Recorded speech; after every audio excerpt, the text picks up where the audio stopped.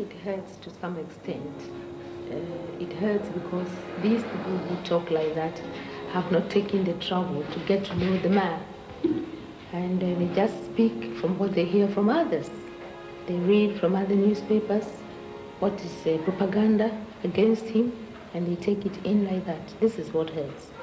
But otherwise, I think it's politics. It's part of the game. My wife gets hurt by these things. Naturally, she feels for her husband. But to tell you the truth, in politics, you have to have an inbuilt system of shock absorbers.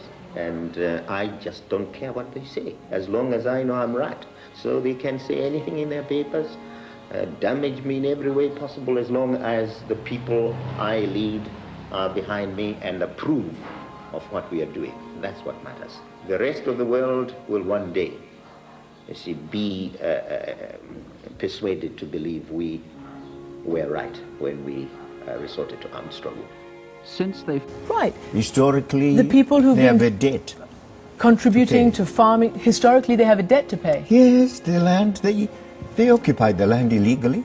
They seized the land from our people. Look. And therefore, the process of reform, land reform, involved their having to hand over the land. But we agreed upon this with the British, by the way. Some wonderful farmland, and why are they being... What are you talking about? We are getting land from them, and that's all. They are not being hounded out of the country. Not at all. They're being hounded off their land. Not of their land. It's not theirs. Our land. Even though they bought it, with the certificates of approval from the government? But haven't you heard of the Lancaster House discussions and the agreement with the British government? Because they are British settlers. Originally they have been British settlers. And we agreed at Lancaster House that there would be land reform. But they're citizens, aren't they? And isn't this farming disaster contributing to citizens by colonization? Seizing land from the original people, indigenous people of the country? But how did that all go so wrong? That? How did that all go so wrong? Because when you came in...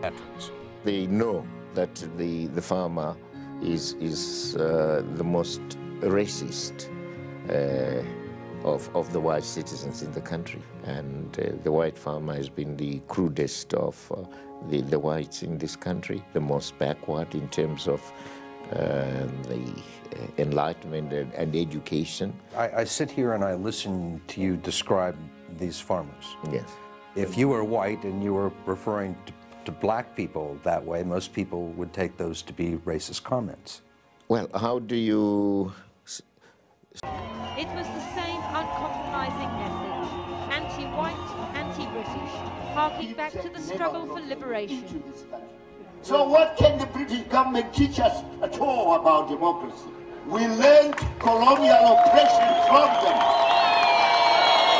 Let them keep their loud mouths shut and shut forever in regard to items or issues like democracy. Mr. President, all this talk of colonialism and Tony Blair, isn't it time for a new message? No, Tony Blair, why is he concerned about Zimbabwe? It's a serious matter here.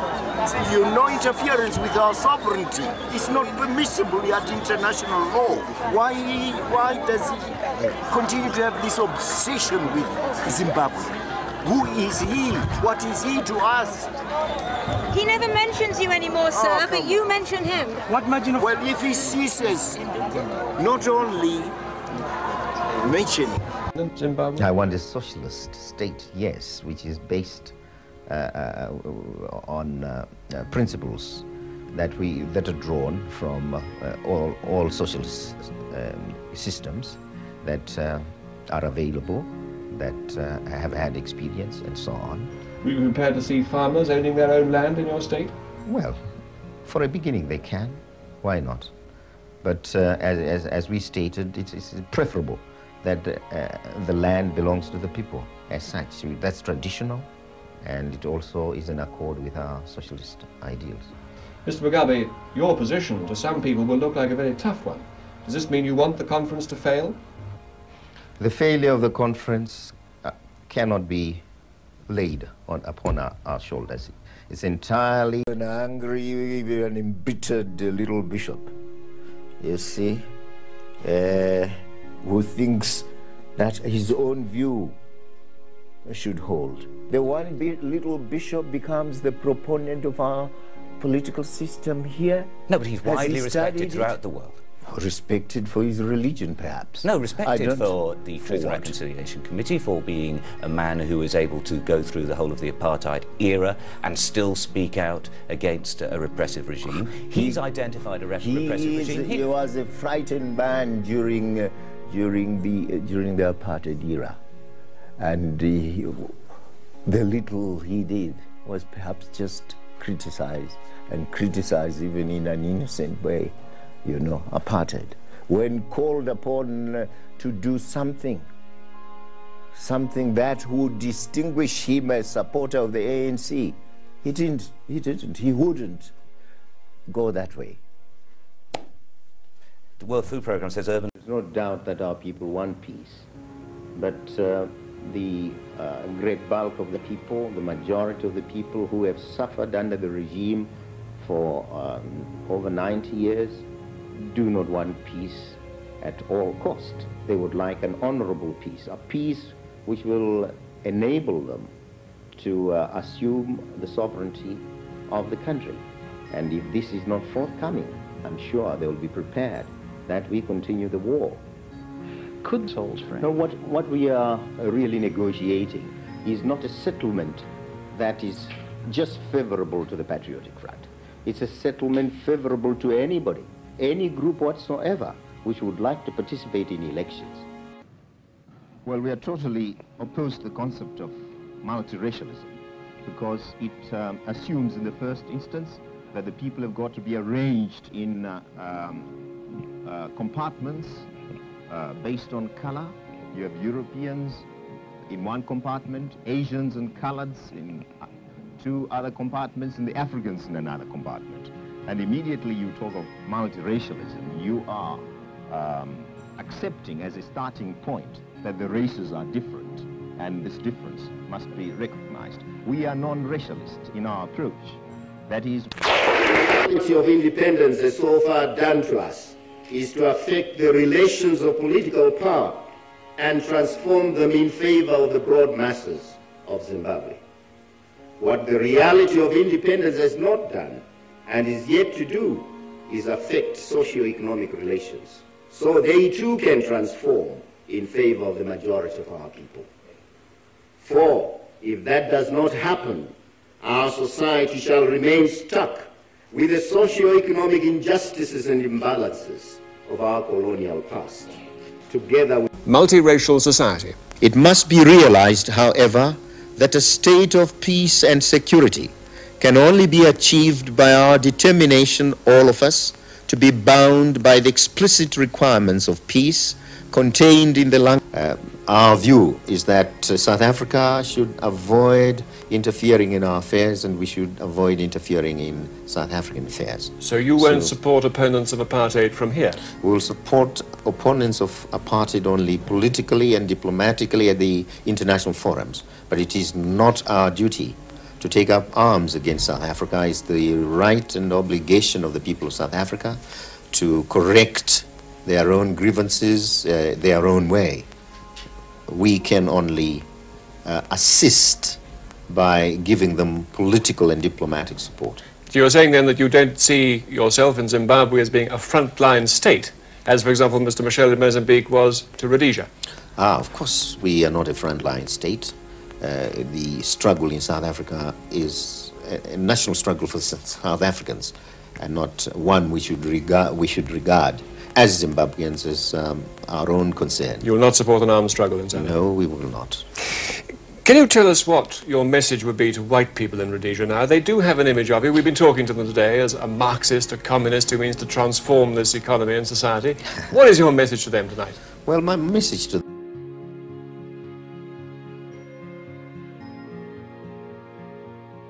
the fact that Africa, a major geographical region, remains underrepresented and without a permanent seat on the Security Council is not only a serious and antiquated anomaly whose time for address is overdue, it is also clearly an untenable violation of the principle and practice of democracy in international relations.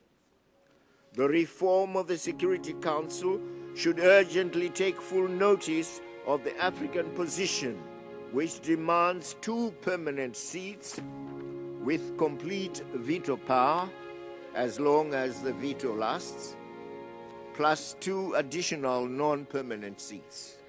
Regrettably, Mr. President, while countries in the SADC region have made huge sacrifices and given Zimbabwe financial and other support at a time when they too are reeling from the effects of the global economic crisis, the Western countries, in particular the United States and the European Union, who imposed illegal sanctions against Zimbabwe, have, to our surprise and that of SADC and the rest of Africa, refused to remove those sanctions.